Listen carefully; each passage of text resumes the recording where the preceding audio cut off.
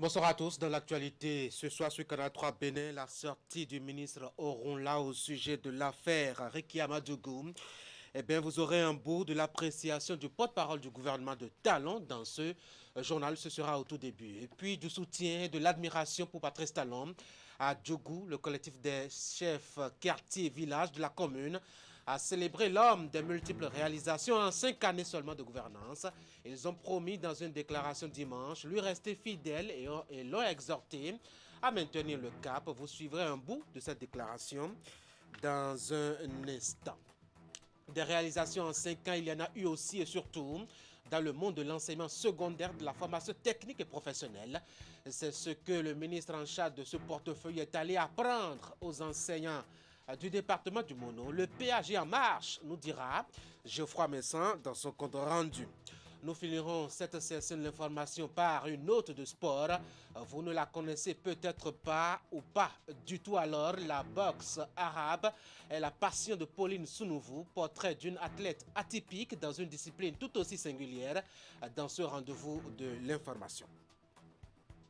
Voilà pour l'essentiel. Je vous l'annonçais au tout début donc de ce journal. Alors, Rola, porte-parole du gouvernement, a fait une déclaration au sujet de l'affaire qui secoue l'actualité ces derniers temps. Il s'agit de l'affaire Rekia à Madougou. Quels sont les points d'ombre et qu'est-ce qu'il faut comprendre? Qu'est-ce qui retourne de cette affaire? Voici l'élément de réponse à retenir dans cet extrait coupé par Ali Momoni.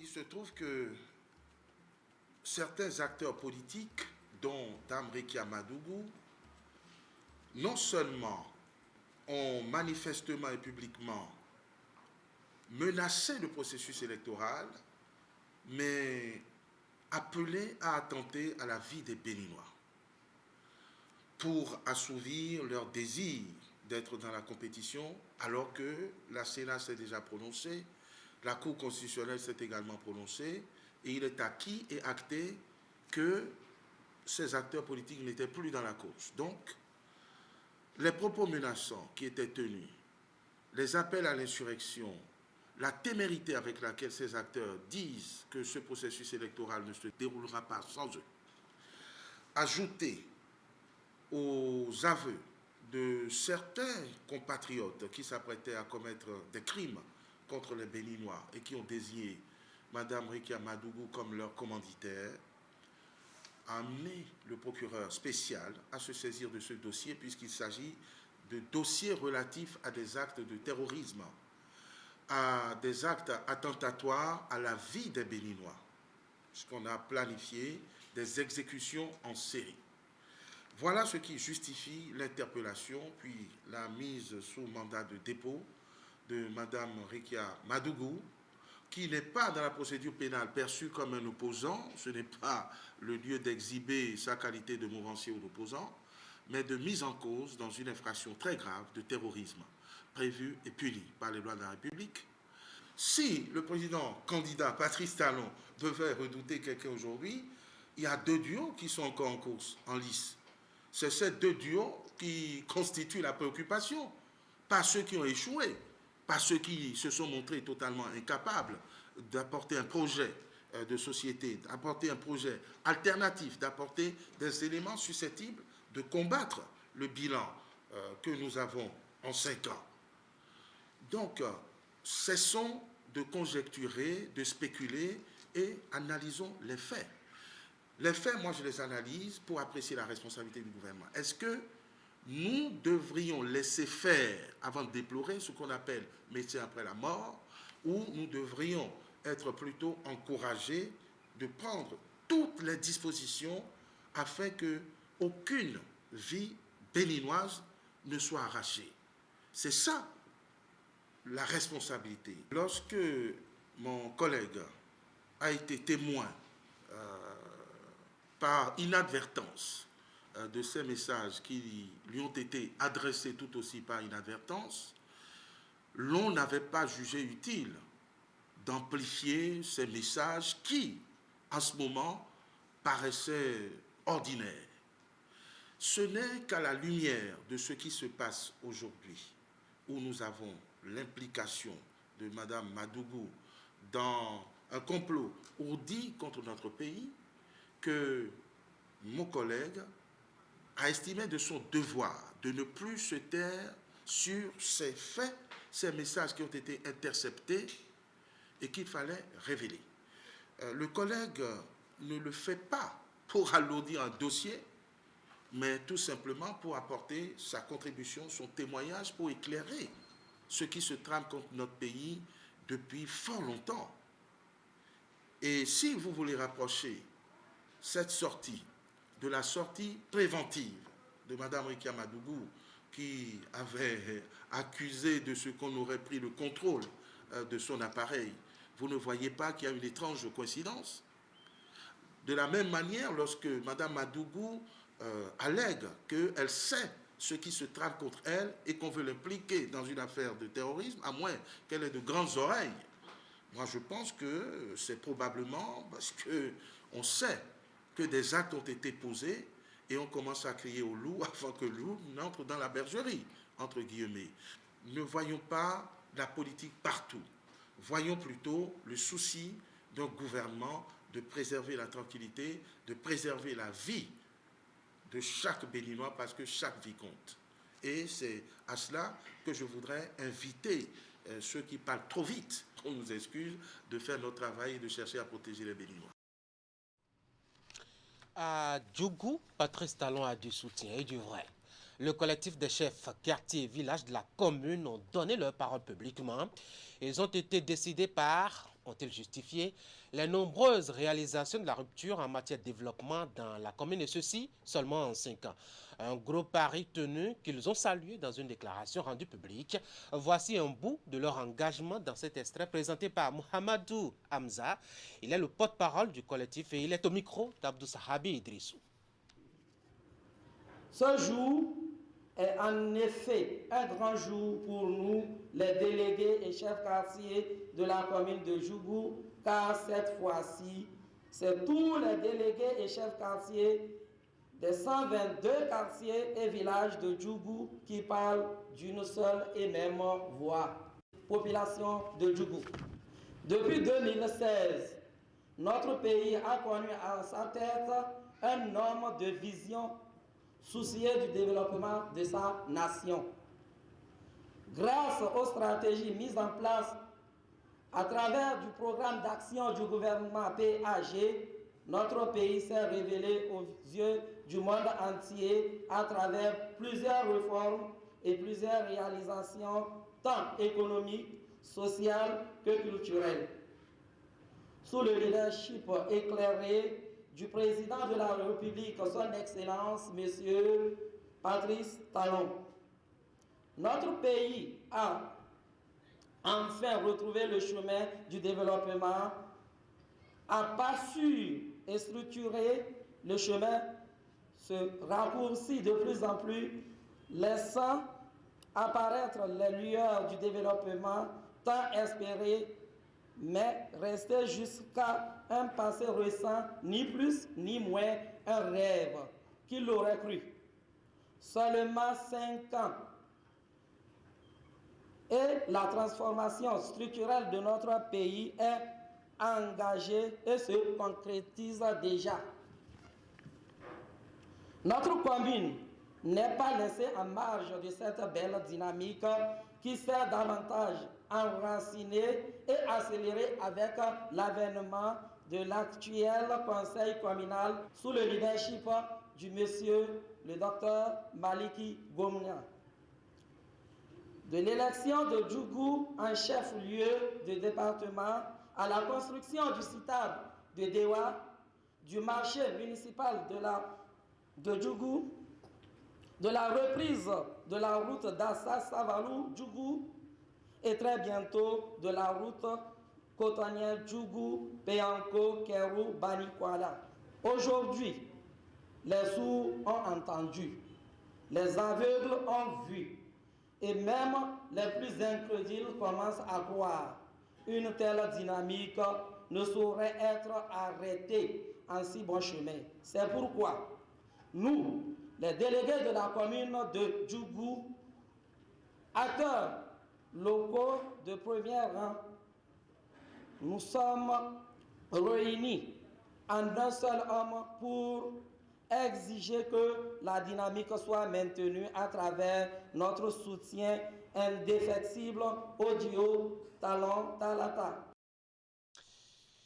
Toujours actualité politique, les candidats Kori au contact des populations, Alassane Soumanou et Paul Rumpé ont entamé une tournée nationale qui a commencé par le département du Mono.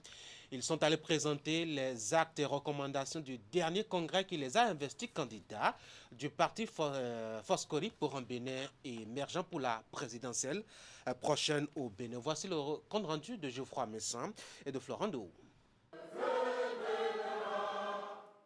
Officiellement investi le jeudi 25 février dernier, candidat du parti Foskori pour un Bénin émergent, FCBE, pour la présidentielle de 2021 au Bénin, Alassane Soumanou et son colistier, Paul Rumpé, sont depuis la matinée de ce mardi 2 février 2021 sur les routes du Bénin. Ils se sont donné pour mission d'effectuer le tour du territoire national à travers les grandes villes pour une prise de contact avec les militants et sympathisants du parti à la base. Commet est la première étape de la tournée. Ici comme ailleurs, le mérite d'Alassane Soumanou a été salué.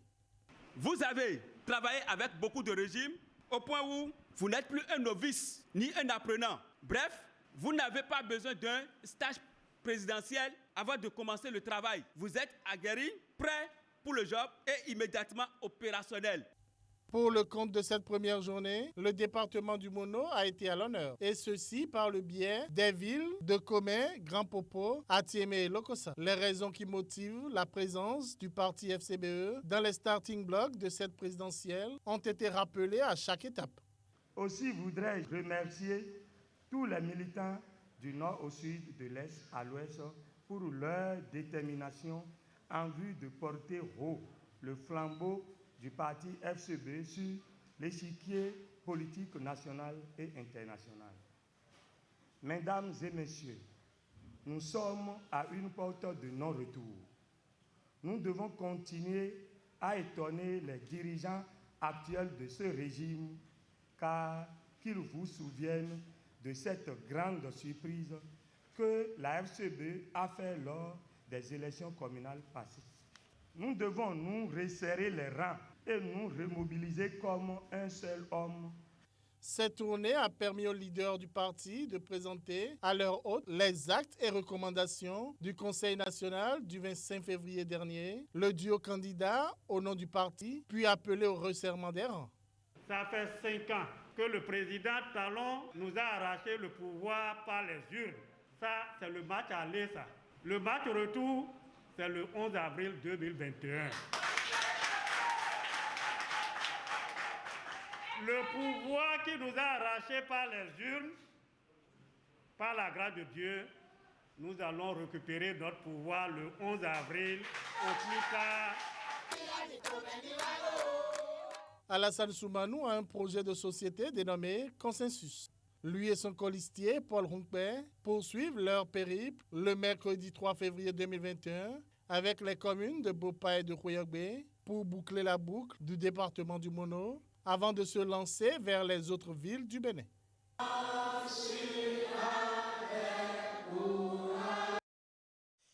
Après le département du Mono, la paire de candidats était dans le Zoom. Les deux compères sont allés à Aboumé et Boycon pour le même exercice. Ils en ont profité pour appeler les Béninois à la culture de la paix en cette période électorale. Imet Hélène Amousso. La descente s'inscrit dans le cadre de la redynamisation des structures de base du parti. Elle va permettre de prendre contact avec les militants en vue d'échanger sur la vie du regroupement politique.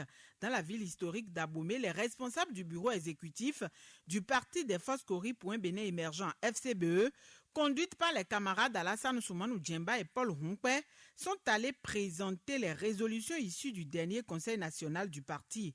La démarche est appréciée par les uns et les autres. Votre présence ici ce soir témoigne de votre attachement aux idéaux du parti et de votre détermination. Notre travail de tous les jours qui s'intensifie davantage vous donne le courage d'avoir des résultats escomptés. Nous vous prions, chers membres de la délégation, de bien vouloir accompagner la commune d'Abomey dans son effort de démontrer sa conviction de soutenir le succès finale de la FCBE. Après Abomey, cap a été mis sur Boycon. Ici, l'exercice a également été le même. L'animation de la vie politique nationale par le parti à travers la participation aux différentes élections a été saluée. Profitant de l'occasion, Alassane Ousmane Djemba et Paul Humpe ont apporté des clarifications aux différents sujets préoccupant l'assistance. Ils ont appelé les militants à adopter des comportements de paix en cette veille de la présidentielle. Notre premier objectif, c'était de défendre notre parti pour que le parti ne disparaisse pas. FCBE là. Deuxième objectif, à partir de notre mauvaise expérience, de notre absence aux législatives, le parti, le bureau politique a décidé que nous ne serons plus absents aux autres processus d'élection. Nous ne ferons plus la politique de chaise vide. Ceux qui complotent pour dire de ne pas aller voter, ceux qui complotent pour dire qu'ils vont troubler le 5 avril, ceux-là, ce sont vos adversaires, ça. Si nous ne votons pas, s'ils trouvent le pays, est-ce qu'il y aura élection? Ne vous inquiétez pas, c'est la constitution béninoise qui a exigé cela. C'est le président qui est au pouvoir, qui veut sortir, qui organise les élections. Le parrainage et tout ce qu'on a dit de faire, la caution, récépissé, nous avons tout pris parce que nous sommes légalistes. Nous sommes le chef de file de l'opposition. Tout doucement, les responsables du parti FCBE poursuivent la réorganisation de la formation politique. Après Abomey et Boycon, d'autres communes vont recevoir la délégation. Une synthèse des observations et suggestions formulées par les militants et membres des coordinations est attendue à la fin de la tournée. Cette conclusion va permettre au bureau de définir les résolutions favorables non seulement à la suivi du parti, mais aussi son enracinement dans les différentes localités en vue de relever le défi de l'heure et bien d'autres.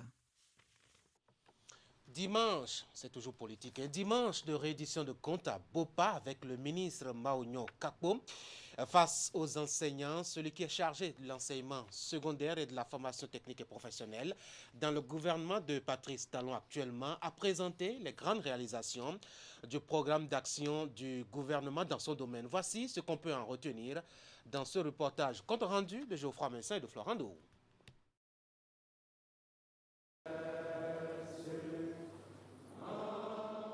Ces jeunes se disent prêts à servir de relais pour la vulgarisation des grandes réalisations du programme d'action du gouvernement PAG Bénin Révélé. Réunis dans la matinée de ce dimanche 7 mars 2021 dans le hall de la Maison des Jeunes de Bopa, dans le département du Mono, ils ont eu droit à une séance d'échange, d'information, de sensibilisation et de communication sur le bilan du PAG dans les secteurs de l'éducation et de l'emploi des jeunes. L'initiative est à mettre à l'actif du mouvement Les ambassadeurs du nouveau départ, AND. Nous sommes venus ici aujourd'hui pour échanger avec vous sur les réalisations du PAG 2016-2021, sur la paix et sur comment vous et nous devons être des ambassadeurs pour aller échanger, communiquer, pour aller convaincre nos parents afin que le 11 avril 2021, nous puissions sortir massivement pour aller voter. En bon régional de l'étape et parrain de l'initiative, le professeur Maounyo Kakpo a été le principal orateur de la séance. Ministre des enseignements secondaires techniques et de la formation professionnelle, il a planché sur le bilan de son sous-secteur. Chers amis, nous allons donc échanger sur ce que fait le nouveau départ pour la jeunesse. Donc pour les jeunes ont besoin de quoi en réalité? Ils ont d'abord besoin d'une bonne formation. La formation qui va leur permettre d'avoir un métier, pas forcément un diplôme, parce qu'il y a des diplômes qui ne conduisent pas à des métiers, parce qu'il y a des diplômes qui n'offrent pas l'emploi, mais ce qui est d'abord nécessaire pour la jeunesse, c'est d'avoir une formation qui puisse les conduire à un métier. Lorsque vous avez un métier, vous avez obligatoirement un emploi. Outre le sujet principal, des appels à l'unité et à la paix en cette période électorale ont été lancés dans la salle. Nous voulons la paix dans ce Et cette paix va commencer par vous, les ambassadeurs. Ce que nous faisons, ce que la rupture fait depuis qu'elle est là, c'est pour vous. C'est pour un meilleur devenir de la jeunesse. Parce que, comme vous le savez, la jeunesse est le fer de lance de la nation. Si on ne lui trace pas un bon chemin, elle sera perdue. C'est pourquoi le président Talon fait tout ce qu'il est en train de faire jusqu'à aujourd'hui. Il faut souligner que le mouvement Les Ambassadeurs du Nouveau Départ, AND, est une plateforme technique d'analyse politique et de communication. Nous sommes les mêmes ambassadeurs. Hein? Oui. D'accord, merci. Et il faut le dire aussi, tout de suite, la journée du dimanche était très chargée pour le ministre Maounio Kakpo, qui s'est retrouvé aussi à Sé, dans la commune de Commun. C'est pour le même exercice face à un autre monde d'enseignants. Et la même équipe de Canal 3 Bénin l'a suivi dans son déplacement. Voici à nouveau Geoffroy Messin et Florent Do. Le professeur Maounio Kakpo et son staff du ministère des Enseignements secondaires, techniques et de la formation professionnelle sont ici, à Sé, un arrondissement de la commune de Khoyagbe dans le département du Mono. Ils ont choisi cet après-midi dominical du 7 mars 2021 pour échanger avec des enseignants du département. Au cœur des échanges, le point de l'exécution du programme d'action du gouvernement, PAG dans le sous-secteur des enseignements secondaires techniques et de la formation professionnelle. Depuis bientôt 5 ans, le gouvernement de son Excellence, le président Patrice Athanase Guillaume Talon, a mis en œuvre dans l'exécution du programme d'action du gouvernement des réformes multiples et variées dans plusieurs secteurs d'activité de notre pays. Notre sous-secteur, celui des enseignements secondaires techniques et de la formation professionnelle, n'échappe pas à ces mutations.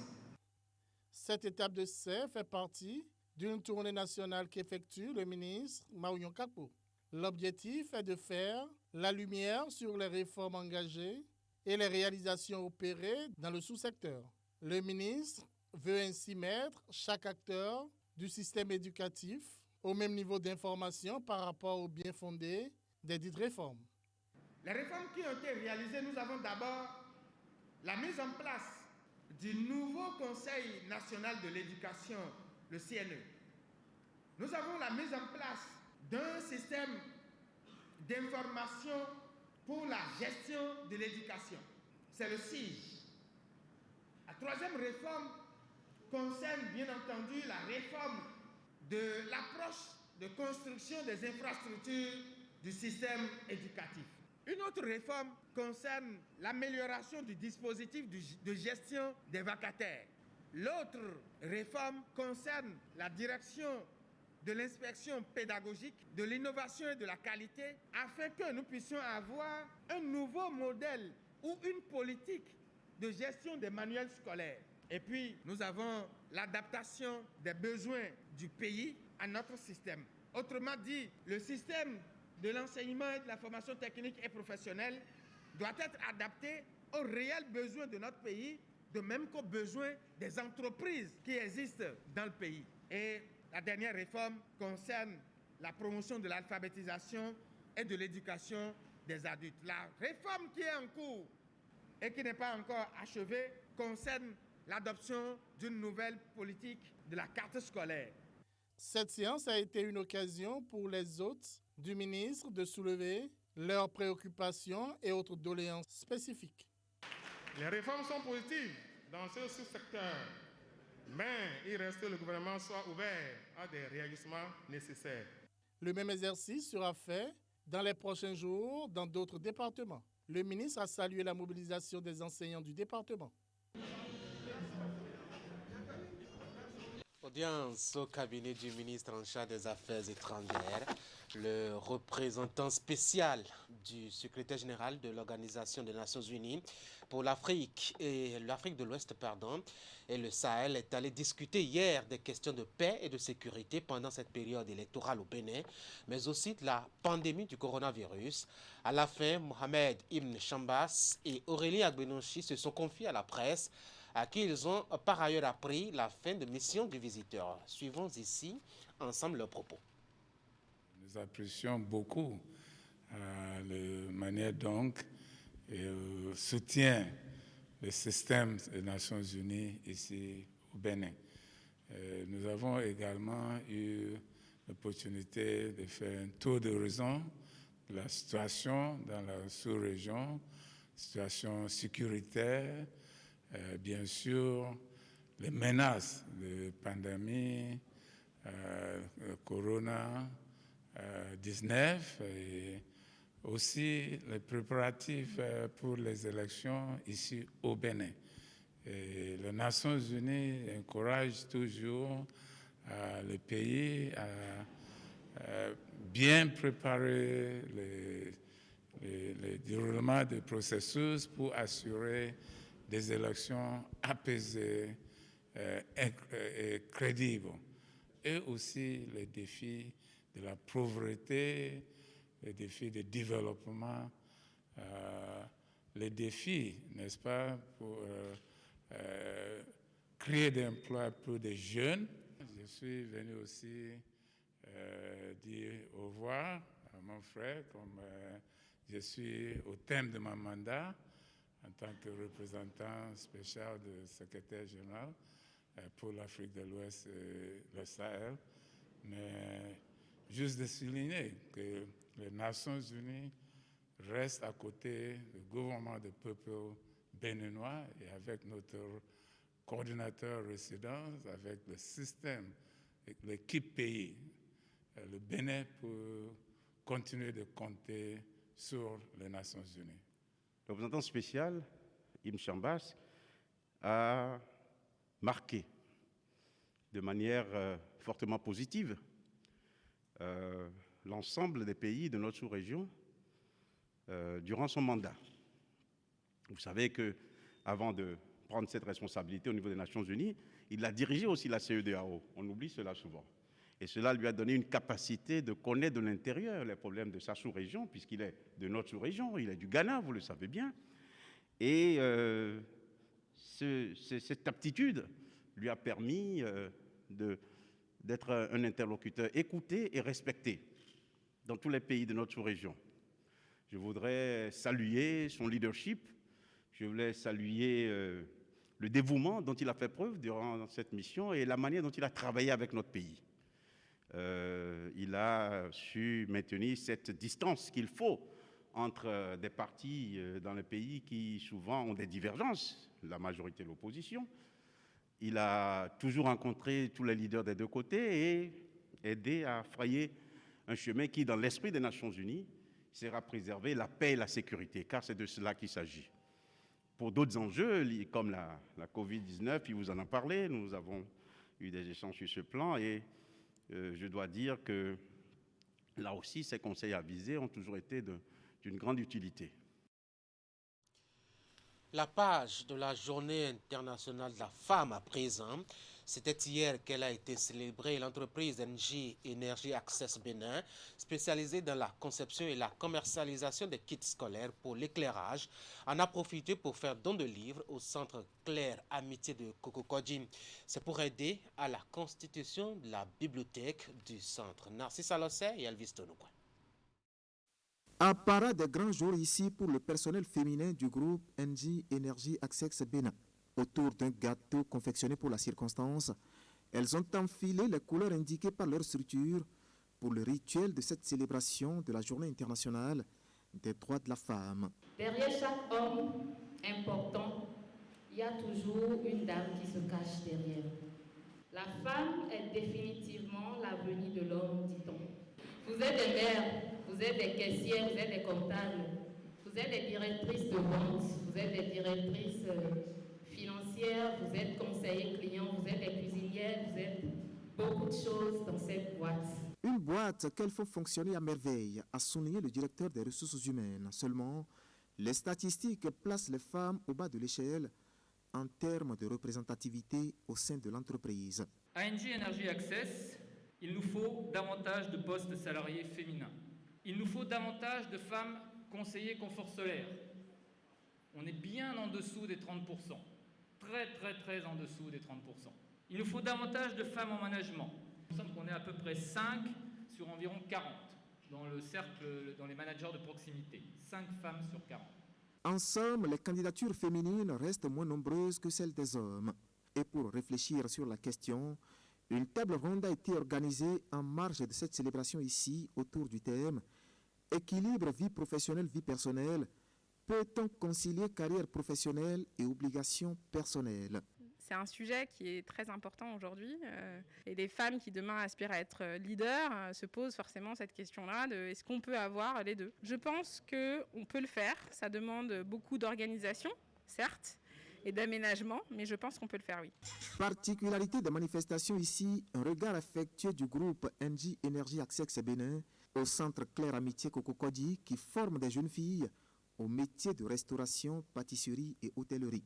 Ceci a pris la forme d'un don de livres pour constituer la bibliothèque. La mission d'ENGIE Energy Access, c'est de transformer des vies en leur apportant la lumière du soleil contre l'obscurité de la nuit, en prolongeant le jour jusqu'au bout de la nuit, tel que le slogan le dit, avec ces systèmes solaires décentralisés, fiables, propres, respectueux de l'environnement, économiques, accessibles à tous. Éduquer par la lecture, c'est aussi transformer, éclairer le quotidien de tout un chacun et combattre non pas l'obscurité, mais l'obscurantisme. Le livre, tout comme la lampe, apporte la lumière. Les ouvrages offerts sont diversifiés et vont des contes et petites histoires qui se passent en Afrique aux ouvrages documentaires et pédagogiques, mais aussi des livres de poésie et de cuisine.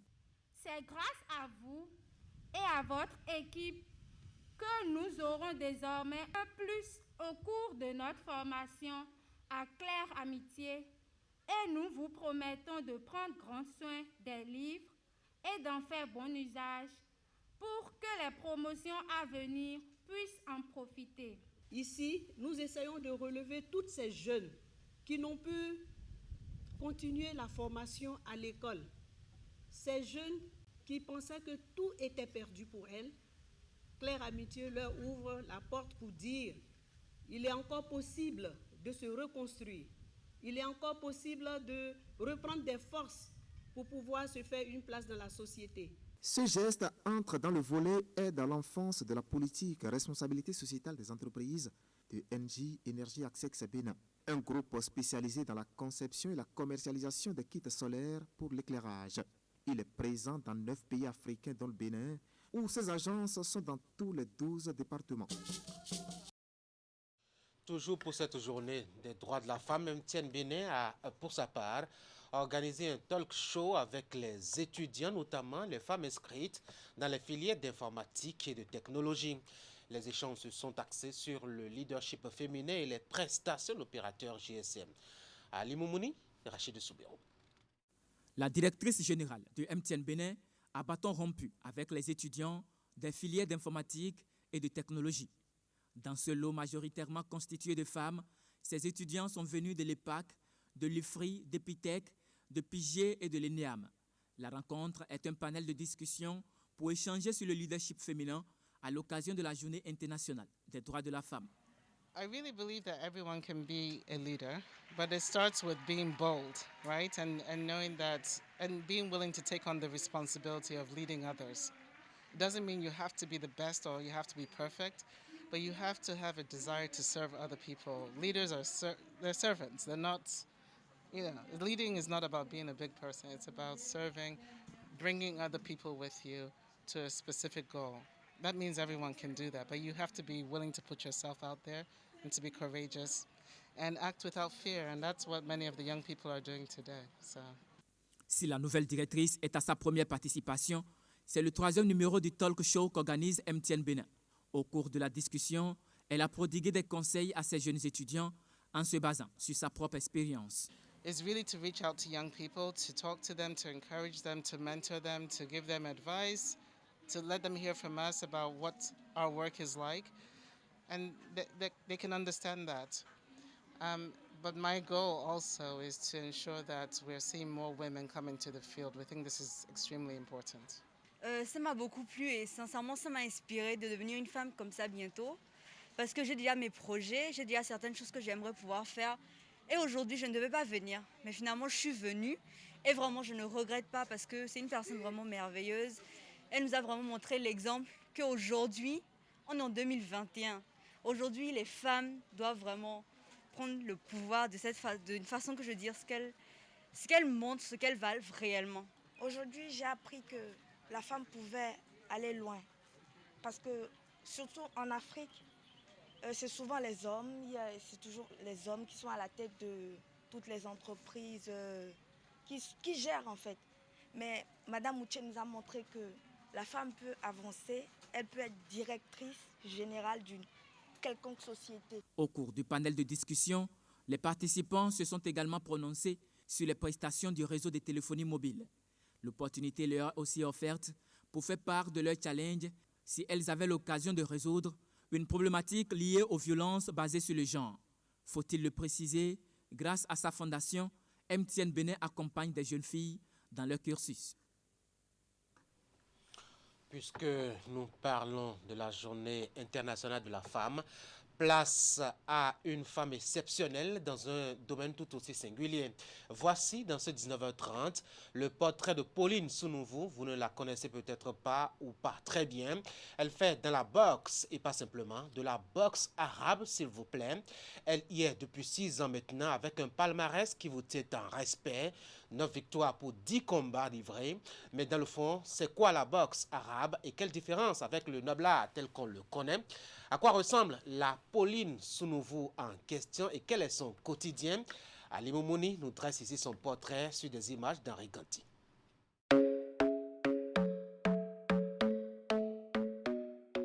J'ai mon papa qui est gendarme et depuis mon enfance, il nous amenait au sport toujours. Je les remercie surtout parce que souvent quand je porte mes maillots, depuis le cours primaire, après le secondaire, je dis je vais au sport. Ma maman ne me refusait pas ça parce qu'elle sait aussi qu'elle va pour faire quelque chose. Si en temps elle me refusait ça, aujourd'hui je ne serais pas à cet état.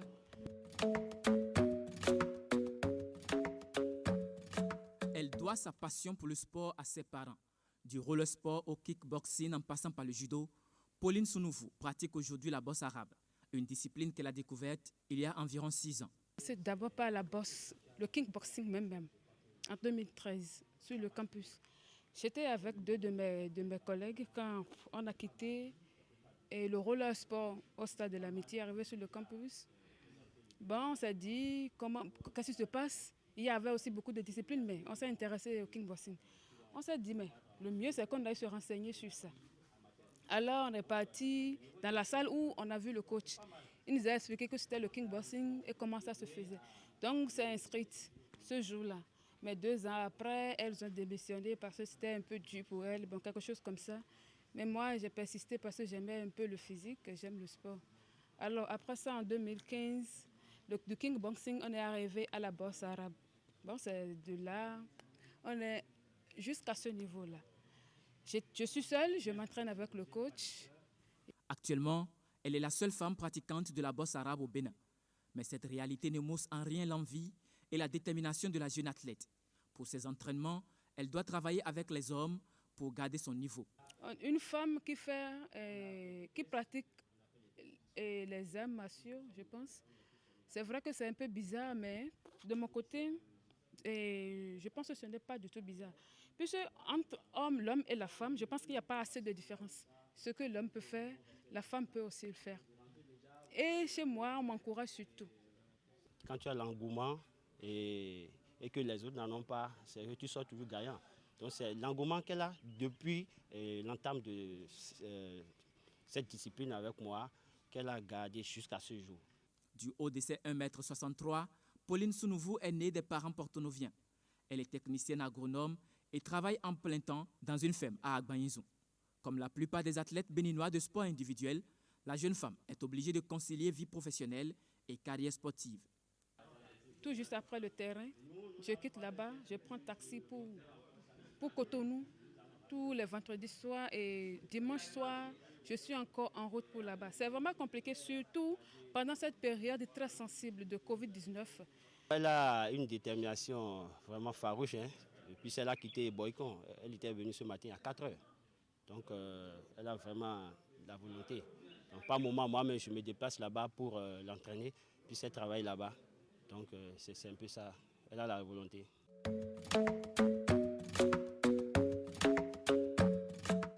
C'est difficile de toujours sortir l'argent de sa propre poche.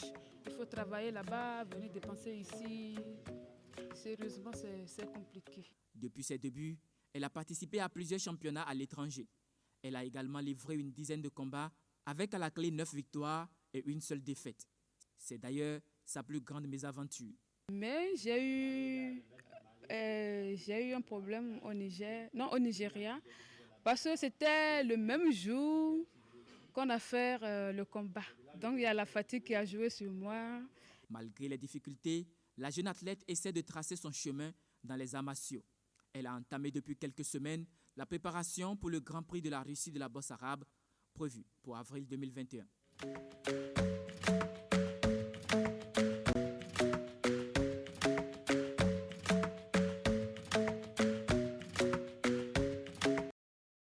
Voilà, de quoi intimider, n'est-ce pas? Mesdames et messieurs, c'est tout pour cette session d'information. Vous en savez un peu plus maintenant au sujet de la boxe arabe et surtout au sujet de la personne qui en tient le flambeau au Bénin. Elle s'appelle Pauline Sonouvoum. Elle a, en 6 ans, elle a 9 victoires pour 10 combats livrés. Si cela vous dit, Ali Moumouni vous aidera certainement à entrer en contact avec elle. Elle a besoin surtout d'appui, d'accompagnement et de soutien. Vous aviez vu le portrait atypique donc de cette athlète assez singulière dans une discipline tout aussi singulière, quasi inconnue au Bénin. Nous vous avons parlé politique dans ce journal avec l'engagement des chefs quartiers et de villages de la commune de Djougou. Ils sont désormais pro-talent et feront tout pour sa réélection à cause des multiples actions de développement dont a bénéficié leur commune pendant le quinquennat. C'est ce qu'ils ont dit dans une déclaration. Vous avez suivi leur porte-parole. Pendant ce temps, les candidats Kori pour la présidentielle prochaine sont en tournée à travers le Bénin. 2 étapes déjà de parcourues pour Alassane Soumanou, flanqué de son colistier Paul Rompin, Le Mono et Aboumé Ibaïko. Nous vous avons proposé les reliquats d'images liées à la célébration de la Journée internationale de la femme. MTN Bénin Phoenix, 2 entreprises installées à Cotonou ont célébré différemment la journée. Vous avez eu les détails. Voilà, c'est tout pour cette session d'information. Merci d'avoir été là. Et pour ceux qui aiment le foot, il y a justement la phase retour des 8e de la Champions League à partir de tout à l'heure à 21h. Bonsoir.